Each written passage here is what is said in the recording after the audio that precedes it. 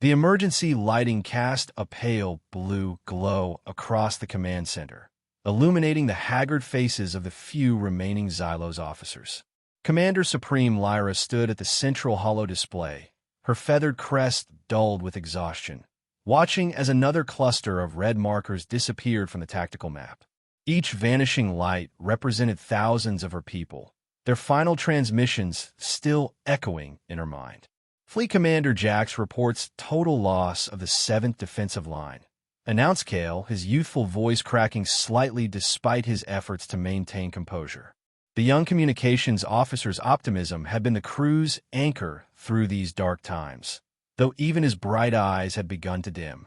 "That was our last major orbital defense platform," muttered Rorik, the elderly tactical advisor who had served 3 generations of Xylos leaders. His scaled hands trembled slightly as he adjusted the display. "The Kthar will begin atmospheric bombardment within 70 cycles." Lyra spread her wing-like arms in a gesture of grim acknowledgement. As the last surviving member of the Xylos Military Council, she carried the burden of an entire civilization on her shoulders.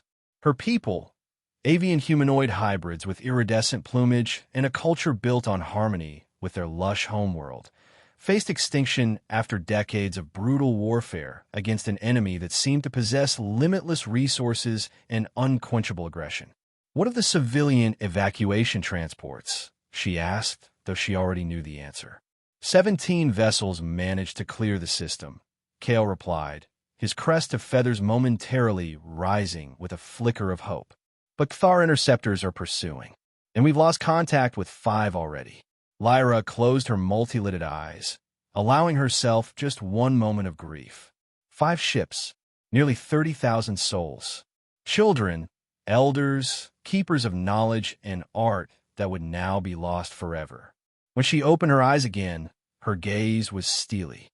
"The Kthar continue their primary push toward the northern fungal forests," Rorik observed, gesturing toward a sprawling green region on the planetary map. "Even with our cities falling, they divert significant resources to secure the spore fields. Their obsession with our bioluminescent fungi remains as puzzling as ever," Lyra said. "Our scientists still can't determine what they want with it." The strange fixation of the insectoid Kthar Empire on Cygnus X4's unique fungal forests had been a constant throughout the war. The chitinous invaders harvested the mushroom fields with religious fervor, slaughtering anyone who stood in their way. The fungi, harmless and commonplace to the Xylos, seemed to trigger something profound in the hive mind of the Kthar.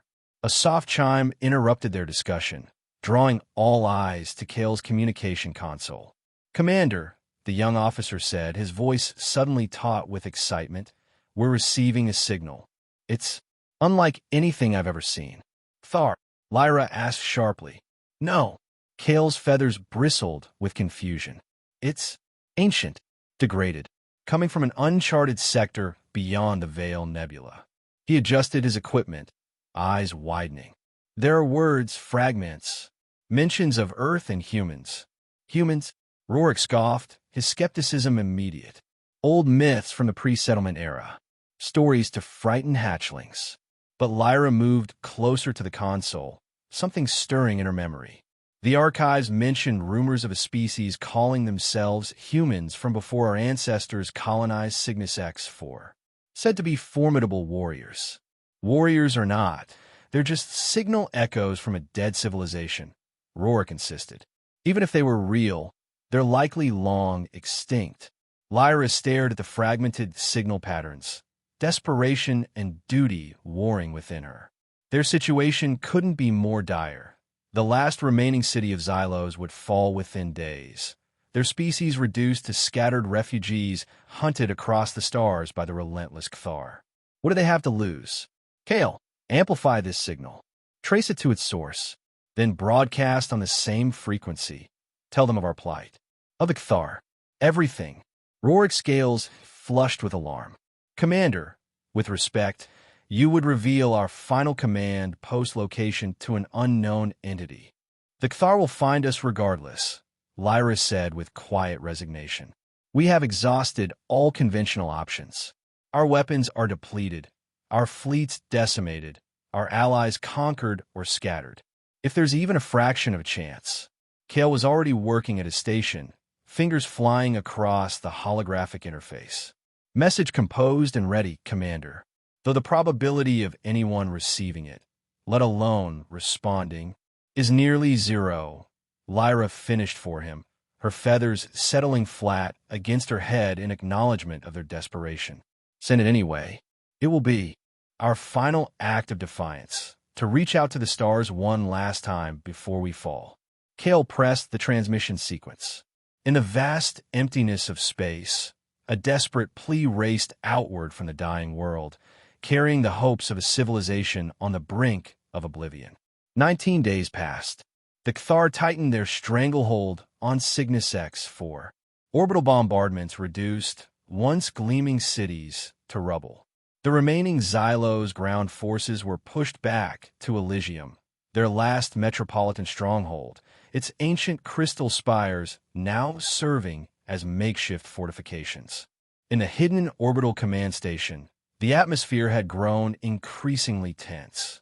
Several junior officers had begun quietly advocating for surrender, hoping to secure some mercy for the survivors. Rorik, despite his initial opposition to contacting the humans, now found himself mediating these disputes, reminding the crew that the Cathar had never shown interest in accepting surrender from any civilization they had conquered. Lyra hardly slept. When exhaustion finally claimed her, her dreams were haunted by the faces of her fallen comrades and the billions of citizens she had sworn to protect. She had been chosen as Commander Supreme not for her tactical brilliance, but for her unwavering resolve, a quality now tested beyond its limits. "Commander," Kale called out, interrupting another grim strategic assessment. "You need to see this." Lyra approached his station, noticing the unusual pattern on his display. "What am I looking at?" "A narrow beam transmission," Kale explained, his voice hushed with disbelief. "It's cutting through the Cathar jamming fields as if they weren't even there.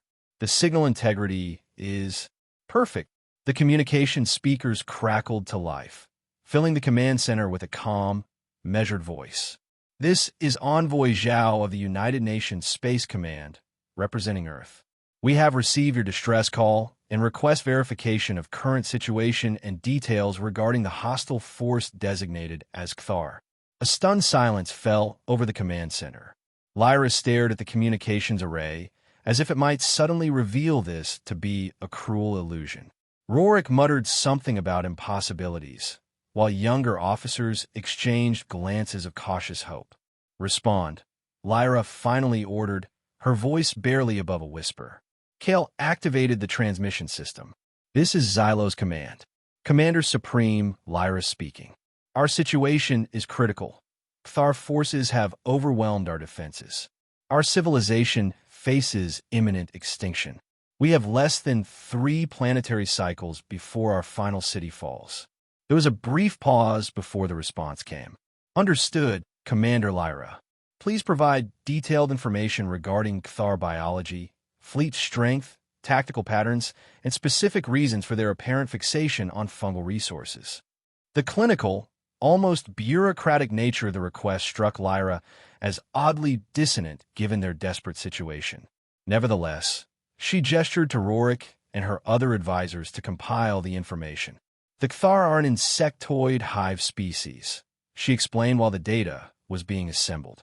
"Approximately 2 meters tall at maturity, chitinous exoskeletons capable of withstanding moderate energy weapons. Their society functions around central queens who coordinate their military operations through pheromonal and telepathic links. Their fleet consists of approximately 3,000 capital ships and countless smaller craft," she continued, reciting from memory facts that had been burned into her consciousness through years of brutal conflict. "They employ biological weapons, swarm tactics, and possess advanced terraforming technology they use to remake conquered worlds." "And the fungi?" Envoy Zhao pressed, his tone betraying the first hint of genuine interest. Lyra hesitated. "The bioluminescent fungi are harmless to us, a natural part of our ecosystem. but we've observed profound psychophysiological responses in Cthar exposed to the spores. Our xenobiologists theorize the fungi might enhance their collective consciousness somehow, or perhaps intensify their aggressive tendencies. They harvest it with religious fervor. There was a longer pause this time. When Zhao spoke again, his words were measured, calculated. A UNSC Rapid Response Task Force is being dispatched to your location. Estimated time of arrival is classified. I advise you to maintain defensive posture and preserve your command structure. Envoy Zhao out. The transmission ended abruptly, leaving the Xylo's command staff in stunned silence. They're coming to help us? Kale asked, his youthful optimism resurfacing. So they claim, Rorik muttered, his skepticism evident. But who are these humans? What technology do they possess that could possibly challenge the Cthar when our own has failed? And more importantly, what do they want in return? Lyra had no answers. Only questions and the faintest flicker of something she had almost forgotten: hope. 3 more days passed with no further communication from the humans. On the surface of Cygnus X-4, the situation deteriorated rapidly. Cthar ground forces had breached the outer defensive rings of Elysium. The few remaining Xylos fighter squadrons were being systematically eliminated from the skies. In the hidden command station, Lyra issued orders for a last stand, redirecting their remaining resources to protect civilian shelters and preparing evacuation protocol for the handful of civilian ships still intact. Commander, called a sensor operator, we're detecting unusual gravitational distortions at the edge of the system. Lyra frowned. Cthar reinforcements? No, these signatures don't match known Cthar FTL patterns. I can't even classify them. More concerning than the mysterious readings was the sudden shift in Cthar fleet behavior. Their massive battleships, which had been methodically bombarding Xylo's positions, abruptly reoriented their primary weapons toward the outer system. They're detecting it too, Rorik observed, his earlier skepticism giving way to cautious curiosity. Whatever's coming has the Cthar concerned. The long-range sensors continue to report anomalies, space-time fluctuations, energy readings that defied conventional physics, and then nothing. The disturbances vanished as suddenly as they had appeared. Did we lose sensor capability? Lyra demanded. No, Commander, the operator replied, confusion evident in her voice. The readings just stopped.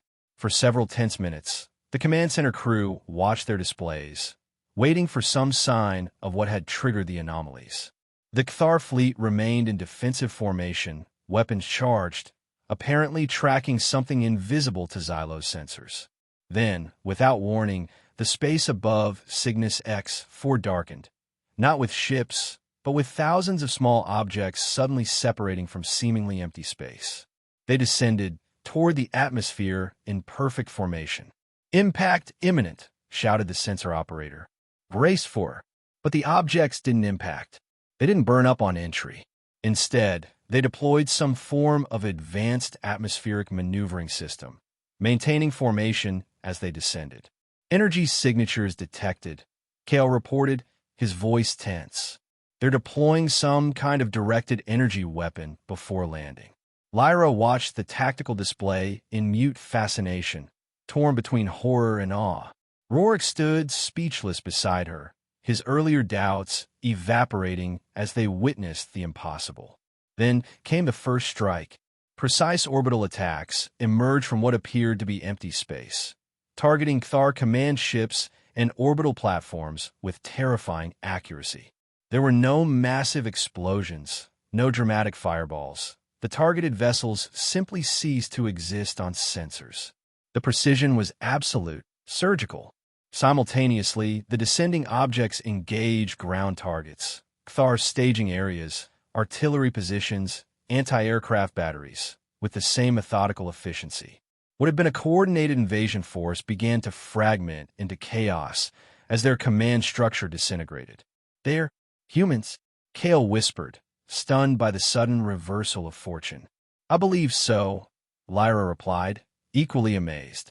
And they appeared to have mastered technologies we couldn't even imagine. The tactical display continued to update as more Kthar positions vanished under the onslaught. For the first time in decades, the endless red tide of enemy forces was receding rather than advancing. Whatever they are, Rorik said gravely, they are not to be trifled with. The full might of the human intervention force unleashed itself upon the Kthar with devastating efficiency. As the battle progressed, Xylo's sensors finally managed to detect fleeting images of the human vessels, enormous carrier platforms, or mobile bases, cloaked with stealth technology so advanced they remained virtually undetectable until they launched weapons. From the command station's monitoring screens, the Xylos watched in stunned silence as the tide of war reversed in a matter of hours. Kthar swarms were vaporized by invisible forces. Armored units were methodically dismantled by unseen attackers. Hive commanders were eliminated with surgical precision. The speed and impersonal nature of the assault was almost more terrifying than the Kthar invasion had been. They're using automated combat platforms, Rorik observed, studying the fragmentary sensor data. Drones, robots, AI-guided weapons systems. I've seen no evidence of actual human soldiers on the ground. Their technology is beyond comprehension, Kale said, evident in his voice. They're fighting a war with algorithms. The Kthar, for all their ferocity and numbers, found themselves utterly outmatched. Their biological weapons, viruses and parasites, that had devastated Xylo's defenses in earlier battles, proved useless against mechanical opponents. Their swarm tactics, once overwhelming, now made them easier targets for area effect weapons. Their psychic attacks, which had shattered the morale of countless Xylos battalions, found no minds to influence among the autonomous war machines. Most devastating of all was the humans' rapid deployment of neural disruption devices, clearly designed specifically to target the Kthar hive mind based on Lyra's information about the fungi. These devices, scattered throughout Kthar-controlled territory, emitted precisely calibrated frequencies that severed the psychic connections between queens and their forces, reducing coordinated armies to confused individuals in seconds. In the command center, Lyra, Rorik, Kale, and the remaining Xylos officers watched in stunned silence as a war they had fought for decades was systematically resolved through cold calculation in a matter of hours. Their emotions cycled between disbelief, relief, and a growing unease at the absolute destructive power being unleashed on their behalf. The conflict we've sacrificed generations fighting, Rorik murmured, being ended by algorithms in an afternoon. The Kthar forces began to disintegrate, attempting to flee the system. But the humans had anticipated this. A containment field of some kind had been established at the system's edge, making escape impossible. Kthar ships that attempted to break through were disabled or destroyed with methodical precision. The message was clear: surrender or be annihilated. Mass surrenders began as the queens, their psychic control disrupted and their forces decimated, recognized the futility of continued resistance. The entire Kthar invasion force was neutralized within 5 hours of the first human strike. In the aftermath, an eerie silence fell over Cygnus X-4. Human automated forces secured Kthar prisoners and dismantled remaining enemy infrastructure with the same cold efficiency they had displayed in combat. The communications console chimed, and Envoy Zhao re-established contact with Lyra. His tone remained calm, almost detached, as though he were discussing a minor administrative matter rather than the salvation of an entire civilization. Commander Lyra, hostilities have been terminated. The Kthar threat has been neutralized. Casualty assessment indicates 87% of their invasion force has been captured or pacified. The remainder have been eliminated. Lyra struggled to find words, still processing the rapid turn of events. We are grateful beyond expression, Envoy Zhao. Your intervention has saved our species. That was the mission objective, Zhao replied matter-of-factly. The surviving Kthar will be processed and relocated according to UNSC post-conflict protocols. Something in his clinical phrasing sent a chill through Lyra, but she pushed the feeling aside. Whatever the humans' methods, they had accomplished the impossible. Comprehensive reconstruction aid is being prepared, Zhao continued. Technology, resources, medical assistance, standard UNSC post-conflict package. A preliminary team will arrive within 24 hours to assess needs. You're offering to help rebuild? Lyra asked, surprised by this extension of aid beyond the military intervention. Affirmative. This is standard procedure. Zhao paused briefly. I should clarify our future position. Earth maintains a policy of non-interference in the internal affairs of sovereign civilizations following stabilization. However, we strongly advise against future aggression toward remaining Cathar elements, which are now defense incapable.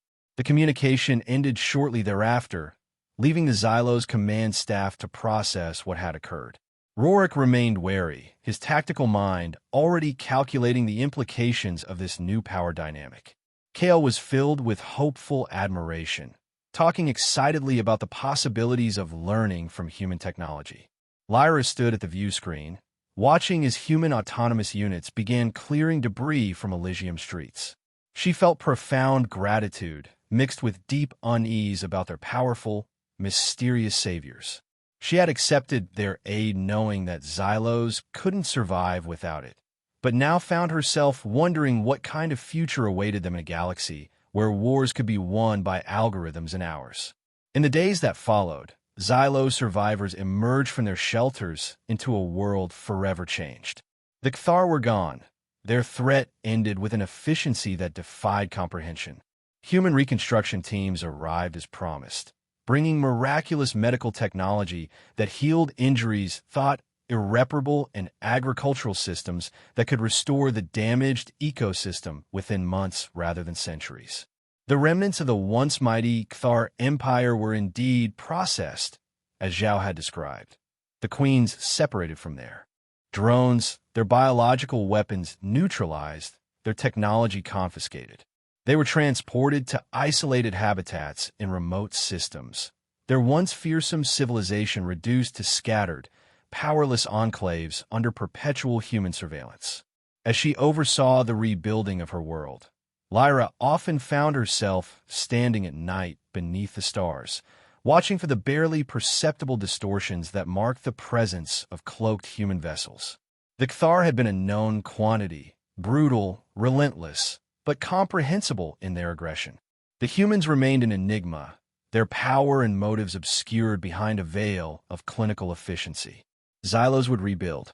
Their civilization would continue, though never again as it had been before. And throughout the galaxy, word spread of the day humans joined the war against the Cathar Empire and ended it in hours.